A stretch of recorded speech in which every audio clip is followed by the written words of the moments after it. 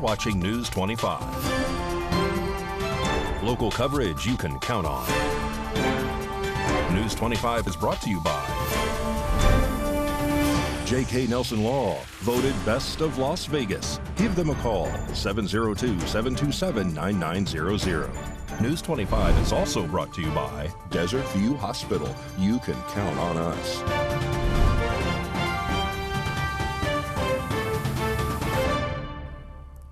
Hello and welcome to this edition of News 25. I'm Unette Gentry. It is Monday, August 14th. Turning now to national news and the tragedy in Maui. That death toll now from that tragic wildfire is now reported at 96 and is set to possibly rise even more as searches continue to be conducted. RJ Camacho reports. Fire in the historical town of Lahaina nearly a week ago has now been 85% contained. The fire in Lahaina of Maui County destroyed nearly every building in the town of 13,000. The damage from the fires were reported to be at an estimated value of $5.6 billion. Authorities have also warned that toxic byproducts remain in Lahaina, including in drinking water, even where the fire has retreated. As the flames were engulfing western Maui through the town of Lahaina, residents reported seeing toxic fumes being spewed into the air during the fire. Authorities have expressed worry about returning to the parts of the island where toxic byproducts of the fire remain. Support, however, is being given to Maui and its residents, from Boyd Gaming donating $100,000 to the American Red Cross to support disaster relief efforts for Hawaii, to even Oprah Winfrey donating personal hygiene products, towels, and water. The cause of the wildfires are still currently under investigation, as well as the response to the fire from Hawaii officials. One of the fires in Maui was believed to be out before later flaring back up again. And according to reports, Maui County officials also failed to properly warn the population about the fire, allegedly resorting to social media to warn the public rather than activating the sirens that would have warned the entire population. On Sunday, August 13th, many gathered to mourn those who passed due to the fire at the Maria Lanakila Church, which was miraculously spared from the flames. Turning now to our local news, one person perishes and another is flown to UMC trauma following a two-vehicle crash that entraps the occupants in both cars. News 25 responds to that scene. Jason Ernest of Mountain West Lawyers. Don't be bullied by insurance companies. Call me, 775-727-9500. A two-vehicle fatal crash happened on Pahrump Valley Boulevard and Galaxy Street on Friday evening. One person died on scene, and another person was flown via Mercy Air to UMC Trauma. Pahrump Valley Fire and Rescue, along with Nye County Sheriff's Office and Nevada Highway Patrol, arrived on scene. Pahrump Valley Boulevard was closed between Calvada and Highland Avenue until the crash scene was cleared, which took several hours. There are no other injuries. According to Nevada Highway Patrol Sergeant Justin Bransky, this crash scene is under investigation and cannot determine yet how this crash occurred. Sergeant Bransky with the Nevada Highway Patrol. We're out here at Pahrump Valley and Galaxy. We were requested by the Nye County Sheriff's Office to assist them in a traffic crash that includes a fatal. At this time, it's under investigation by our multidisciplinary investigation and reconstruction team, and we'll give you further information at a later date once the investigation is complete. The other driver was injured and flown via Mercy Air to UMC Trauma. A structure fire erupts on Mance Road near Homestead. News 25 speaks with Fire Chief Scott Lewis about those details. Yesterday afternoon, Pahrump Fire Rescue is dispatched for a report of a structure fire in the area of Mance Road near Homestead. As crews were responding, they were notified that there was a working structure fire and an apparent vacant structure. As we arrived on location, we found fires showing throughout the dwelling. It appeared from our initial scene size up that there was no life safety issues attached to the fire. The crews determined that the house was vacant, and we commenced a defensive exterior objective, which means that all the attack team stayed on the outside due to the deteriorated condition of the house and the fire conditions. Crews made good progress, quickly extinguished the fire without incident. There was no extension to exposures or any other structures, and there were no injuries associated with this fire. Fire Chief Scott Lewis is also giving us info on a rollover crash that happened on Ironwood and Dandelion. He's giving us that info right now. Jason Ernest of Mount West Lawyers. Don't be bullied by insurance companies. Call me, 775-727-9500. Yesterday afternoon, we were dispatched for a report of a rollover accident in the area of East Dandelion. Crews arrived to find a vehicle resting on its roof. Apparently, the driver had lost control on a dirt road. A vehicle overturned. They self-extricated, and there was no injuries. Therefore, no one was transported to a hospital. There were 2 people in the vehicle at the time of the rollover. And another vehicle rollover. This one was on US 95 at mile marker 19. Chief Scott Lewis has that info as well. Saturday afternoon, crews from Prompt Fire Rescue were dispatched to Highway 95, approximately 9 mile marker 19, for a 1-vehicle rollover. While responding, the rollover consisted of a tractor trailer. There was a local thunderstorm in the area. As crews arrived on location, they found the vehicle resting on the shoulder of the road, resting on his left side. The driver had self-extricated. The scene size-up revealed that, in fact, there was no materials or cargo contained in the trailer. Apparently, a strong gust of wind had blown the trailer off on the side, and thus causing the entire truck and the semi to roll over as well. NCSO deputies take a man into custody after it's reported that he broke into a vacant residence, claiming he is allowed to live there. On August 12th, Nye County Sheriff's Office deputies responded in reference to a trespassing. Upon arrival, officers made contact with the property manager, who stated that the previous tenants were evicted and no one should be occupying the property at all. According to the declaration of arrest, while making entry into the residence, officers located a female in Unit 3 and a male in Unit 1. Both stated that John Whitesell allegedly gave them permission. John was allegedly residing in Unit 2 of the residence and allegedly claimed that he had permission to live there from the owner. According to reports, there was damage to the back door leading into Unit 2, where John was residing, and a large hole was allegedly cut into the back of the unit as well. John Whitesell was then placed into custody. Meanwhile, another officer was conducting a routine patrol in the area of Horizon Market on Highway 372 and Linda Road. Officers observed John Whitesell, who was still in custody. The officers then began a search incident to his arrest and allegedly located a piece of tinfoil on Whitesell's person that contained a black substance balled into a circle. Officers then identified the substance to be heroin, which also later tested positive for the aforementioned drug. John Whitesell was then transported to the Nye County Detention Center under the charges of unlawful break-in to a vacant property and possessing a Schedule 1 or 2 controlled substance less than 14 grams. And a trio of Nevada counties is receiving some much-needed funds for legal and medical services. All that and more when News 25 returns.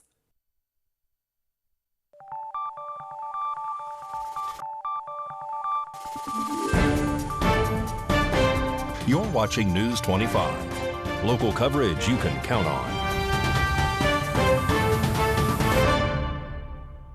Welcome back to News 25.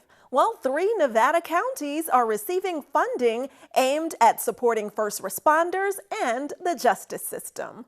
On August 10th, it was announced that over $7.2 million in funding was secured for Nevada law enforcement, first responders, and the justice system by Senators Jackie Rosen and Catherine Cortez Masto. The funding, which is a part of the Community Project funding, has now been delivered to communities across our state, including $2,955,000 for a mental health co-responder crisis unit in the city of Henderson, $2,049,000 for equipment for El Dorado Valley Regional Public Safety Training Facility in the city of Henderson, $145,000 for the Police Officer Wellness Program in the city of North Las Vegas, $1,576,000 for the Clark County District Attorney's Office Case Management System, and $486,000 for a rapid DNA testing instrument in Elko County. Senator Jackie Rosen was quoted stating, "Nevada's law enforcement officers put their lives on the line every day, and we must make sure they have the resources they need to keep our communities safe." Senator Cortez Masto also had this to say, "From bolstering mental health services to supporting our courts and police officers, this vital funding I secured is going to help keep Nevadans safe."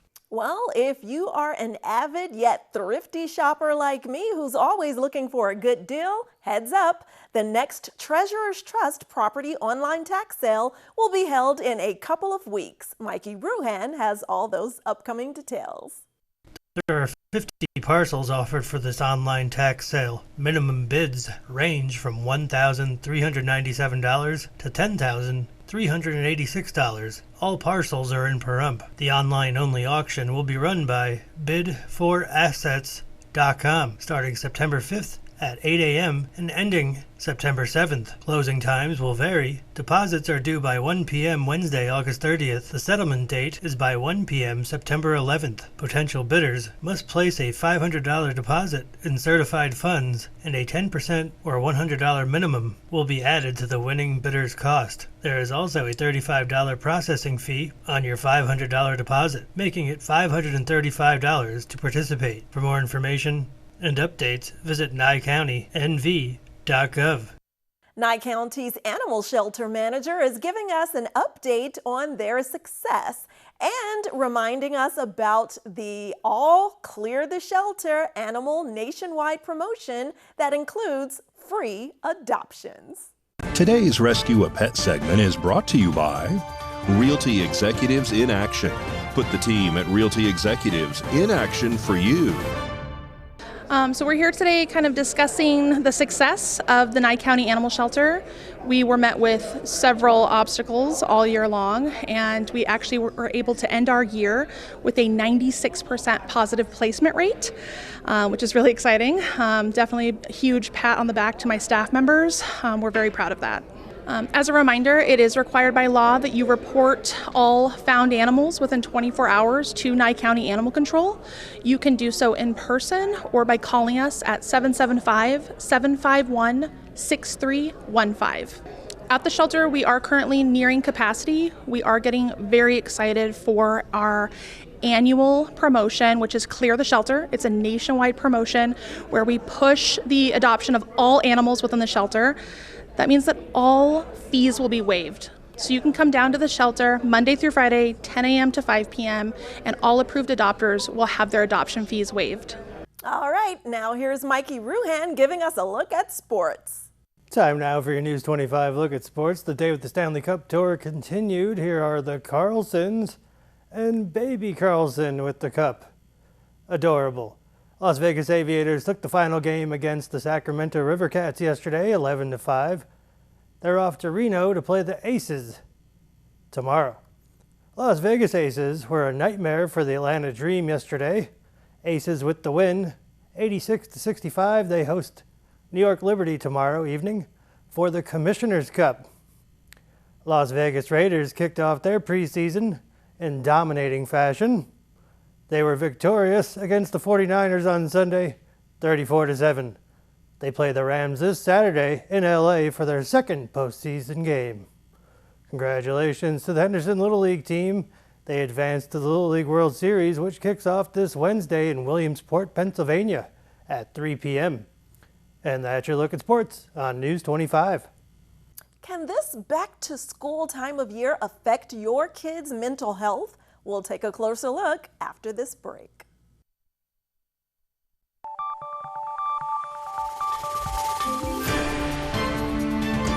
You're watching News 25. Local coverage you can count on. News 25 is brought to you by Mountain West Lawyers, Injury Attorneys, 727-9500. Welcome back. Well, if your kids are anything like I was when I was in school, they started dreading seeing that first back-to-school commercial right after the 4th of July. So how would you know if your kids are getting the back-to-school jitters? Psychologists with Cleveland Clinic Children's say that feeling some type of anxiety ahead of the new school year is common for children. Back to school anxiety is totally normal. A lot of children experience it. Some typical signs that your child may be experiencing back to school anxiety. The most notable, obviously, is if they verbalize feeling anxious about it. Another sign might be if your child has more nightmares, maybe their sleep is a little off. To ease anxiety ahead of the school year, Dr. Mudd encourages parents to first help their children figure out what's making them anxious and validate their feelings. She says dismissing their worries or fears can actually make things worse. If your child is anxious, Dr. Mudd suggests taking them to their school a few weeks before class starts so they can get used to the environment, especially if they're going somewhere new. It's also helpful to ease them back into their typical routine of waking up and going to bed at a certain time. Dr. Mudd says it's crucial for parents to work with their children and avoid letting them stay home because they're anxious. One of the worst things that we can do when a child has anxiety is to help them avoid the situation. So if we have our children stay home, if they're feeling nervous about it, their anxiety will actually get worse and it will get harder. So it's more important to arm your children with the skills that they need to manage their anxiety and not let them stay home.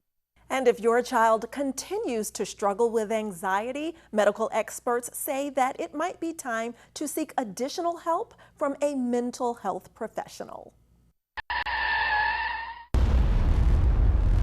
News 25 WeatherCam is brought to you by Lerner and Rowe Injury Attorney's Office in Pahrump. In a wreck, need a check? Call 702-877-1500. Time now for the Lerner and Rowe weather cam, and look at that beautiful sky above the water. We have beautiful sunsets and beautiful weather. A closer look at those temperatures after the break.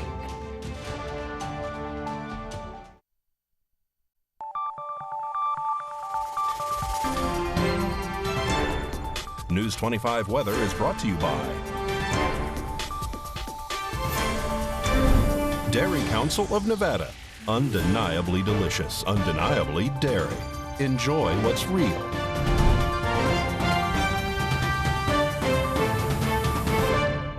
Hi, good evening, Nevada. I'm Mike Ruhan from the Channel 25 Weather Studios and worldwide on the local BTV. Let's take a look at this weather map. Fernley saw 94 degrees, 95 in Fallon. Carson City, 90 degrees. Tonopah wins the Cool Spot Award at 86. And Goldfield, 89. Beatty saw 95, and Amargosa, you're our hot spot in the state, 104. Las Vegas saw 101, and Death Valley, 115. But here in the paradise of Pahrump, let's take a look. It's 100 degrees right now. We saw a high of 101 just a little bit earlier. Winds out of the south at 8 miles per hour. Humidity 11%, and the sun rose this morning at 6:01, setting this evening at 7:35 under clear skies. We'll go down to a low of 72 with winds out of the southwest at 6 miles per hour, humidity at 23%. I think I smell some clouds. Let's take a look. Yep, clouds. We got 103, 101. Then it drops down to 94 this weekend, 86. We haven't seen the 80s since probably 1980. So it looks like it's going to be cooling down. We'll see if it goes back up. But in the meantime, enjoy the cool weather and enjoy the rain. It's going to be raining a lot. So back to the desk. Here's Unette. Well, you look a little different there, John. Just kidding. Thanks so much. That was Mikey Ruhan filling in for John Kohler for weather. And thank you for allowing me to fill in for Missy Kohler this Monday. Well, that does it for this edition of News 25. I'm Unette Gentry, and from all of us here at KPVM and A's Country Radio, thanks for joining us, and we'll see you again next newscast. Good night.